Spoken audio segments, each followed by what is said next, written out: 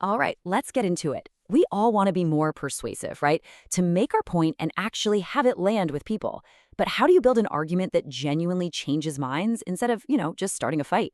Well, that's exactly what we're going to break down right now. Think back to school for a second.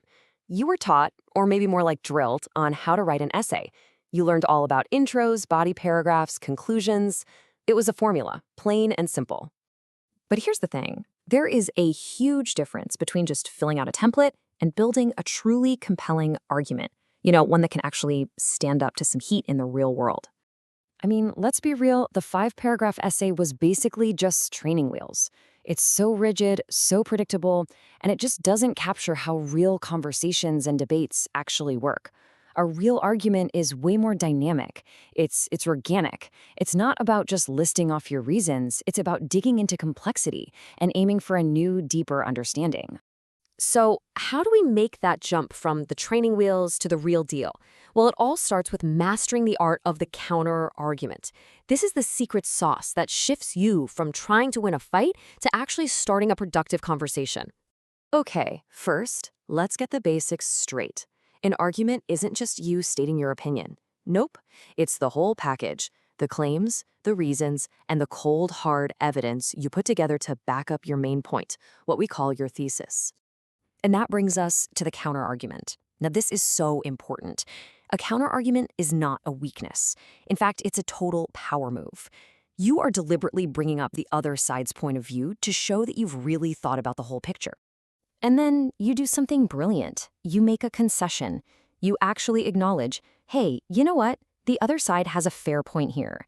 This one little move is incredible for your credibility. It shows you're a balanced, fair-minded thinker, not just some ideologue. But, and this is a big but, you don't stop there. Right after you concede a point, you pivot back with a refutation. This is where you explain why, even though the other side has that valid point, your original argument is still stronger or more complete or just makes more sense. So you see the flow, you acknowledge their point, and then you overcome it. This whole dance, the counterargument, the concession, the refutation, it proves you've done your homework. You're not just shouting your opinion into the wind. You're taking part in a bigger conversation, and you're doing it with confidence and thoughtfulness. It totally transforms your argument from a simple statement into a really sophisticated piece of analysis. Okay, let's get into the nitty-gritty. Let's look at the actual DNA of your argument. What are those fundamental building blocks that give it structure and life? Well, it all starts with the absolute heart of your entire case.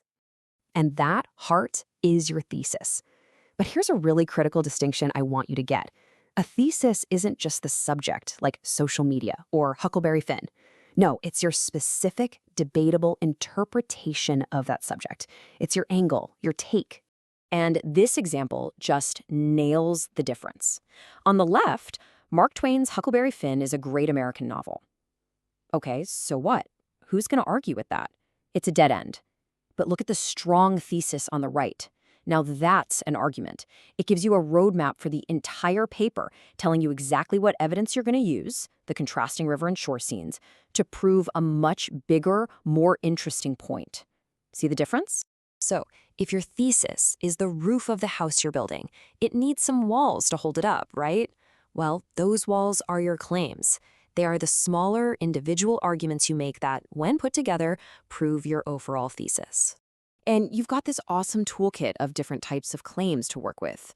You can make a claim of fact or of definition. You can argue about values, about causes. You can compare things, or you can even argue for a specific policy. Knowing these different types helps you see all the creative angles you can take to build a really rich, interesting argument. All right, now that we have all the building blocks, let's level up. We're going to look at some professional blueprints for putting them all together, and, just as important, the common traps that can make your whole argument just fall apart. So there are different styles of arguing. The Rogerian model, for example, is all about finding common ground. It's fantastic for really sensitive topics where you want to build bridges. The Tolman model, on the other hand, is more of a classic academic approach.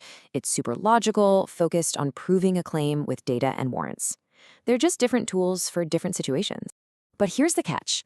It doesn't matter what fancy model you use if your logic is shaky. Your argument is only as strong as its logical foundation. And learning to spot flawed logic, these things called logical fallacies, is honestly like having a superpower. They're the cheap tricks people use that sound persuasive but are actually full of holes. First up, the ad hominem attack. This is the oldest trick in the book. When you can't attack the argument, you attack the person making it. Like, you can't trust his proposal. Look at that ridiculous haircut. It's completely irrelevant, right? Then you've got the bandwagon fallacy. This is the whole everyone's doing it, so it must be right line of thinking. But we all know that popularity doesn't equal truth. Just because an idea is trending doesn't mean it's a good one. Next is the either-or fallacy, or a false dilemma. This is when someone takes a really complex issue and boils it down to just two extreme choices. You're either with us or you're against us. It's a total trap that ignores all the nuance and all the other possibilities in between. And finally, a classic, the slippery slope. This is when someone argues that one tiny little step will inevitably lead to some catastrophic chain reaction of disaster. It's an argument that's built entirely on fear, not on facts. Dodging these fallacies will make your own argument so much stronger. Okay, let's wrap this up and bring it all home.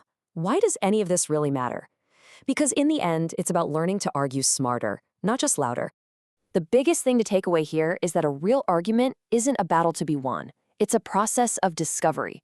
Seriously, engaging with other views doesn't make you look weak, it makes you look credible and smart.